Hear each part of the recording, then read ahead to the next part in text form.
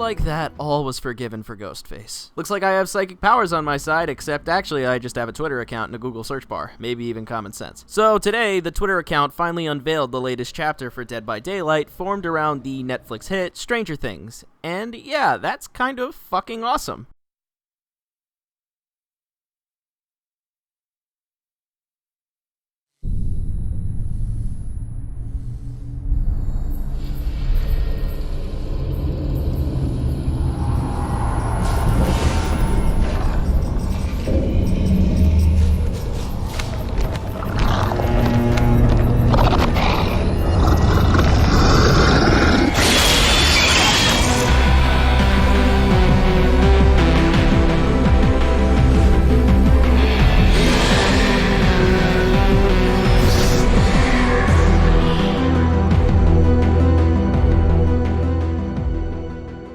This is obviously not the perfect analysis since it's like 2 hours after it came out, but I have a good feeling tomorrow I'll have my hands full with a much bigger video. Normally the devs will release the full stuff on a Tuesday so that we can play the PTB update not long after, so anyway, time to break this shit down. The big takeaway from a lot of this is the fact that we are getting 2 survivors, 1 killer, along with an extra map, and thank fucking God for that. Ghostface coming out without a map or survivor alongside was about as exciting an announcement as anything Ubisoft can come up with. The 2 survivors, though, stand out particularly because hopefully that means we are getting 6 new perks, which might be enough to even get me hyped. I can't really tell what their perks would be, but I do have a little theory crafting of my own to make. The first survivor is Steve Harrington, and the second is his girlfriend, Nancy Wheeler. I think the reason we're getting 2 survivors comes from the fact that Ghostface was only obtainable with real money, meaning that players haven't spent any shards on stuff that wasn't a cosmetic in the span of 6 months. Now, Stranger Things is also licensed, meaning we might also have to pay for those with real cash too, but I think it's worth noting that there's probably a good chunk of the player base that saves their shards for the new killer and nothing else. So it's up in the air whether or not this will be able to even be purchased with the stuff that people have been hoarding, but, you know, cross your fingers. I don't have any data for any real theory crafting, but what did you expect? I'm a cartoon with a white beanie on his head. If I was into data analytics, I would have found a much more fulfilling hobby. I'm getting off track. The point is that they want to snag more money, and most players were probably prepared to have enough shards for 1 killer and 1 survivor. If you throw in a curveball like an extra 8,000 shards you need to spend, they could shake up their whole economy. Killer is called the Demogorgon. My crystal ball hasn't popped up any leaks pertaining to the power, but I have seen a good bit of the first season when I should have been doing homework. I can tell you that his power in the show was based around his ability to phase in and out of a world called the Upside Down. And once I hear the words phase into another dimension, my head flashes with visions of old Freddy in the Wraith. I'm hoping they do it right this time, but like,